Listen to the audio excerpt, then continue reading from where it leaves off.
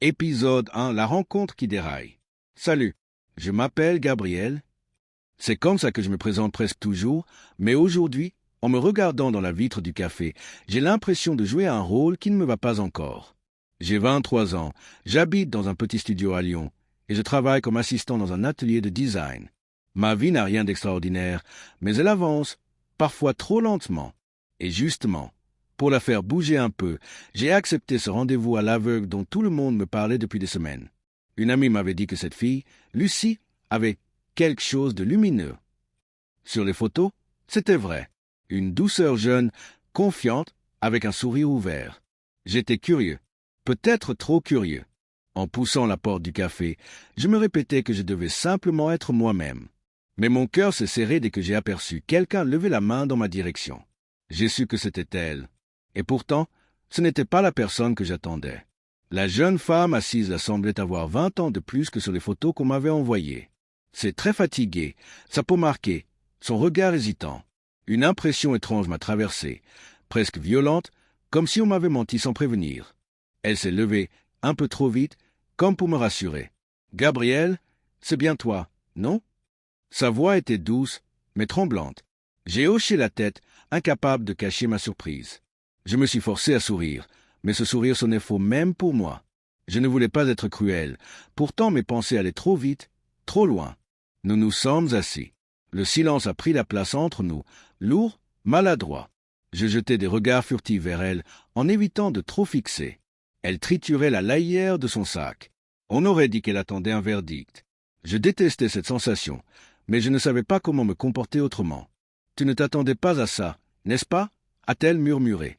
Je n'ai pas trouvé de réponse plus intelligente que « c'était inattendu ». Ce mot m'a brûlé la langue. J'ai vu ses yeux se baisser, comme si je venais d'éteindre une petite lumière en elle. Elle a essayé de lancer quelques sujets, de remplir l'espace vide, mais mes réponses étaient trop courtes, trop sèches. Je n'étais pas fier de moi. Je me sentais pris au piège de ma propre déception, incapable de vraiment l'écouter.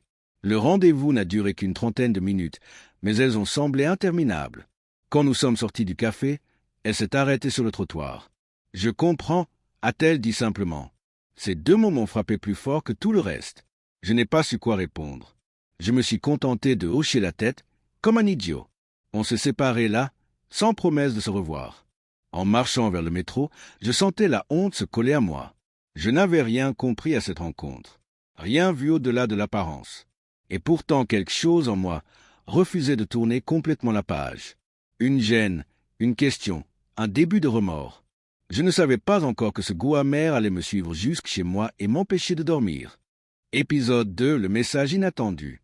Le lendemain matin, je me suis réveillé avec cette sensation lourde au fond de la poitrine, comme si quelque chose restait coincé depuis la veille. Je pensais que la nuit allait effacer le malaise du rendez-vous, mais au contraire, tout me revenait encore plus clairement. Le regard de Lucie, sa gêne, mes réponses froides. J'ai essayé de me convaincre que ce n'était qu'un échec parmi d'autres, qu'on était simplement incompatibles. Mais chaque fois que je repensais à sa voix tremblante quand elle avait dit « je comprends », une pointe de culpabilité me transperçait. Vers midi, alors que je déjeunais seul dans l'atelier, mon téléphone a vibré. Un message d'un numéro que je ne connaissais pas vraiment, mais que j'ai tout de suite deviné. C'était elle. J'ai hésité avant d'ouvrir, presque certain d'y trouver des reproches. Mais ce n'était rien de tout ça. « Salut Gabriel. Je voulais juste t'expliquer quelque chose. Je ne t'en veux pas pour hier, mais tu dois savoir que les photos que tu as vues datent d'avant ma maladie. On ne me reconnaît plus vraiment depuis. Je ne les ai pas changées parce que je n'arrive pas encore à accepter cette nouvelle version de moi. Je suis désolé si tu t'es senti trompé. Ce n'était pas mon intention. » Je suis resté figé plusieurs secondes. Ma maladie. Le mot résonnait avec un poids auquel mes jugements trop rapides n'avaient pas pensé une seule seconde. La honte m'a frappé en plein ventre. Pendant que je calculais la différence entre ces photos et la réalité, elle, peut-être, se battait pour retrouver une part d'elle-même. Et moi, tout ce que j'avais réussi à faire, c'était la blesser davantage. J'ai relu le message au moins 3 fois avant d'y répondre. Mes doigts tremblaient légèrement.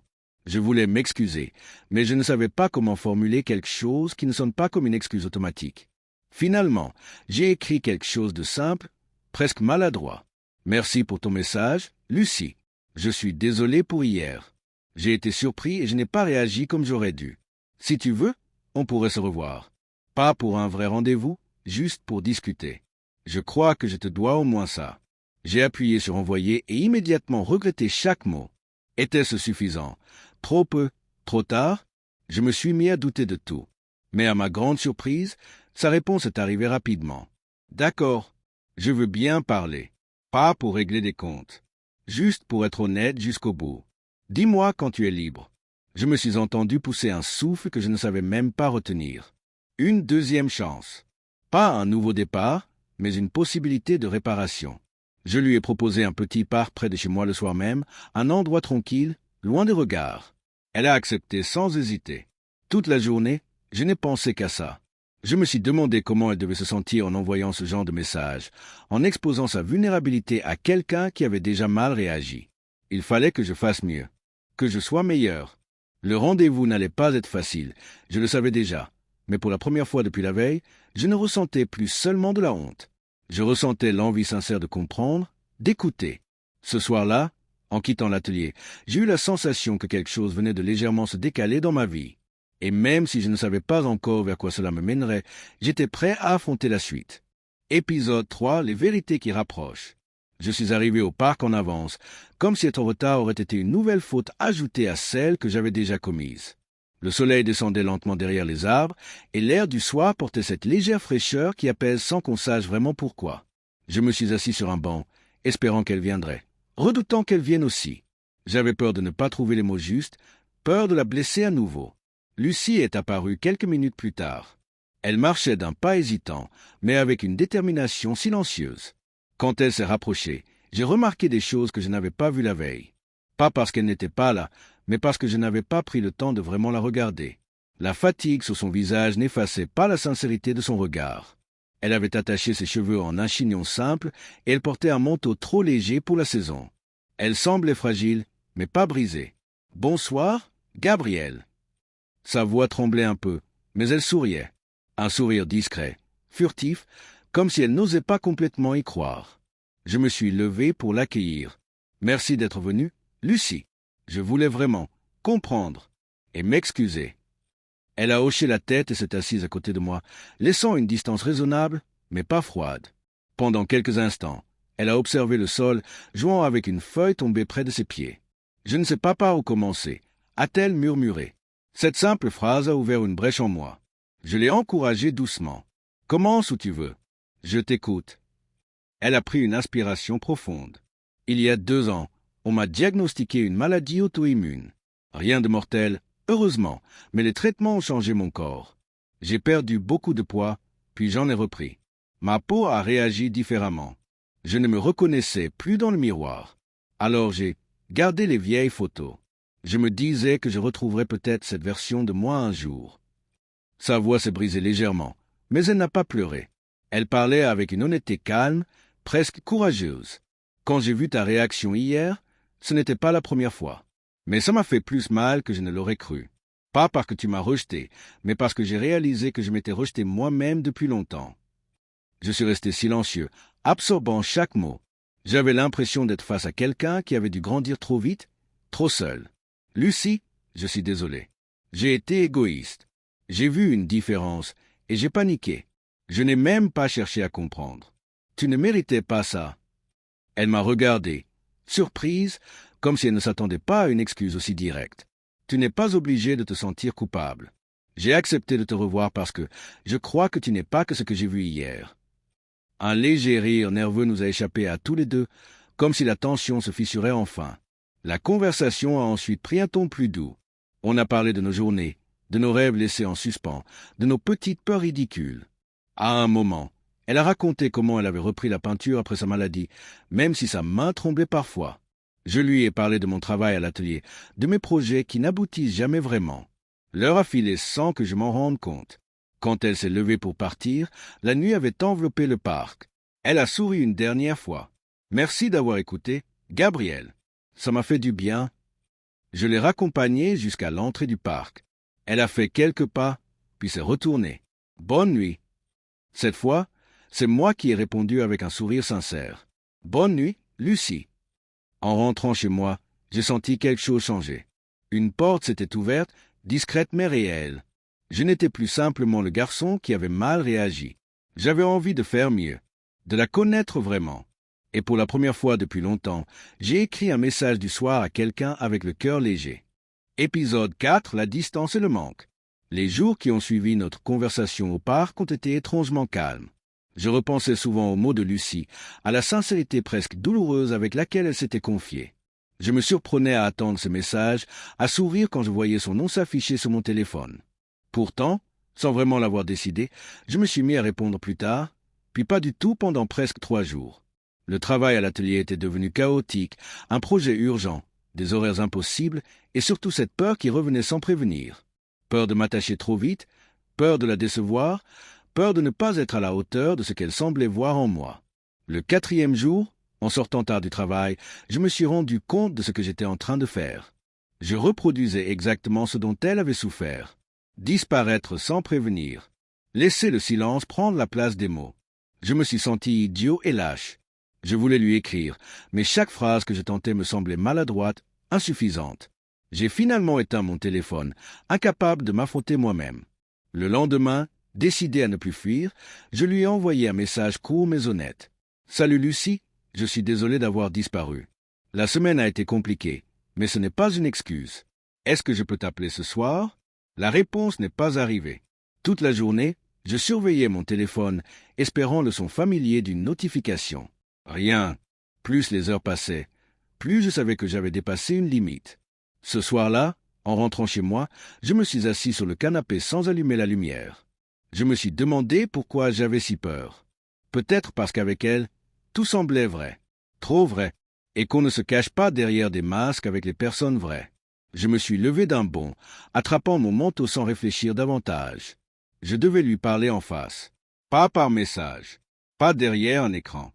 Il pleuvait légèrement quand j'ai pris le tram jusqu'à son quartier. Les gouttes frappaient les vitres d'un rythme irrégulier, presque impatient.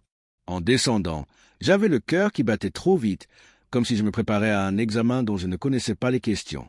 Je me suis approché de son immeuble et, avant même que je puisse composer son numéro, la porte d'entrée s'est ouverte. Lucie sortait avec un parapluie. Elle s'est figée en me voyant. Son expression n'était pas dure, mais fermée, protégée. « Gabriel, qu'est-ce que tu fais ici ?» Sa voix n'avait plus la douceur des jours précédents. Elle semblait fatiguée, déçue peut-être. Je voulais m'expliquer. Ai-je dit simplement. Je n'aurais pas dû disparaître. Je pensais gérer tout ça, mais j'ai eu peur. Pas de toi. De moi ? Elle m'a observé quelques secondes, le regard attentif mais réservé. Tu sais, quand quelqu'un s'éloigne, je me dis toujours que c'est ma faute. Alors quand tu n'as plus répondu, j'ai préféré me dire que tu avais juste changé d'avis. Ces mots m'ont transpercé. Je n'ai rien changé du tout. J'ai juste été stupide. Elle a soupiré, baissant légèrement la tête pour éviter la pluie. Gabriel, je ne te demande pas d'être parfait. Je te demande juste d'être là quand tu dis que tu seras là. Sans réfléchir, j'ai fait un pas en avant. Je suis là, maintenant, et je ne veux plus fuir. Elle m'a regardé longuement, comme pour vérifier la vérité dans mes yeux. Puis, doucement, elle a levé son parapluie et l'a incliné vers moi, m'abritant de la pluie. Ce geste simple a tout changé. « D'accord ?» a-t-elle murmuré. « Entre, on va parler au chaud. » En montant les escaliers derrière elle, j'ai senti la tension se dissiper peu à peu. Elle ne me fermait pas la porte. Elle ne me renvoyait pas dans la nuit. Elle m'offrait une chance de réparer ce que j'avais commencé à briser. Ce soir-là, sous ce parapluie partagé, j'ai compris combien elle comptait déjà pour moi, et combien je ne voulais plus laisser la peur décider à ma place. Épisode 5. Ensemble, malgré le début raté. Les jours qui ont suivi notre discussion sous son toit ont été étonnamment simples. Ni parfaits, ni spectaculaires. Simples, dans le sens le plus rassurant du terme. Lucie et moi avions décidé, sans vraiment le dire, de continuer. Pas à toute vitesse, pas en cherchant à rattraper ce qui avait été manqué, mais en avançant pas à pas. Cette fois, sans silence injustifié, sans fuite. Je lui proposais des balades le week-end, souvent dans les quartiers calmes que nous aimions tous les deux. Parfois, elle arrivait fatiguée, son corps lui rappelant qu'il avait été abîmé par les traitements. Parfois, c'était moi qui doutais de trop parler, de mal parler. Mais malgré tout, ces moments semblaient nous ancrer davantage l'un près de l'autre. Rien de forcé, rien de précipité. Juste deux personnes qui apprenaient à respirer côte à côte. Un dimanche, je lui ai proposé de rencontrer quelques amis à moi. Elle a hésité, une lueur d'inquiétude dans les yeux. Et s'il se demande pourquoi je ne ressemble pas à mes photos? Je lui ai souri doucement. Ils verront ce que moi je vois. Pas des photos, Lucie. Toi? Elle n'a rien répondu, mais j'ai vu ses épaules se détendre légèrement. Cette soirée-là, elle a été discrète, mais souriante. Mes amis l'ont accueillie sans jugement, avec naturel, comme si elle avait toujours fait partie du décor. Et moi, je la regardais évoluer parmi eux avec une fierté nouvelle, une chaleur que je ne m'étais jamais vu ressentir pour quelqu'un aussi rapidement. Au fil des semaines, quelque chose en elle a commencé à changer. Je ne saurais pas dire si c'était visible pour tout le monde, mais je le voyais, moi. Sa manière de relever la tête plus souvent. Son sourire, moins fragile. Ses messages du matin, plus spontanés. Un jour, elle m'a envoyé une photo d'elle prise récemment. Sans filtre, sans camouflage. J'essaie de m'accepter. Une étape à la fois. J'ai gardé la photo. Pas par politesse. Parce qu'elle représentait la force qu'elle ne se reconnaissait pas encore. Un soir de mars, alors qu'on marchait près du Rhône, elle s'est arrêtée soudainement. Le vent soulevait quelques mèches de ses cheveux et la ville brillait derrière elle. « Tu sais, si tu m'avais jugé seulement par mes photos, on ne serait pas ici, » a-t-elle dit d'une voix douce mais assurée. Je me suis approché d'elle. Je l'ai fait au début, et j'ai failli tout rater pour ça. Elle a levé les yeux vers moi. Il n'y avait plus de crainte, plus de distance. Juste une franchise calme. Je me suis permis de prendre sa main. Pas timidement cette fois, pas comme un geste fragile, mais comme une promesse. Elle n'a pas retiré la sienne. Nous sommes restés là un moment, silencieux, à regarder l'eau qui glissait devant nous. Rien n'avait été facile. Et pourtant, tout nous avait menés à cet instant précis, simple et vrai. Ce soir-là, en la raccompagnant chez elle, elle m'a pris la main avant d'ouvrir la porte. « Je suis content que tu sois resté », a-t-elle murmuré. Je lui ai souri. Je reste pour de bon. La porte se refermait derrière elle, mais pour la première fois depuis longtemps, je n'ai pas senti de séparation. Seulement le début d'un chemin à deux. Notre histoire n'avait pas commencé comme dans un film.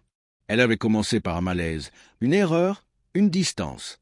Mais elle s'était construite petit à petit, sur l'écoute, la sincérité, la confiance retrouvée. Et à la fin, il ne restait plus rien de ce premier rendez-vous raté. Sinon la preuve que même les débuts les plus maladroits peuvent mener quelque part. Lucie et moi étions ensemble. Pas par hasard, par choix,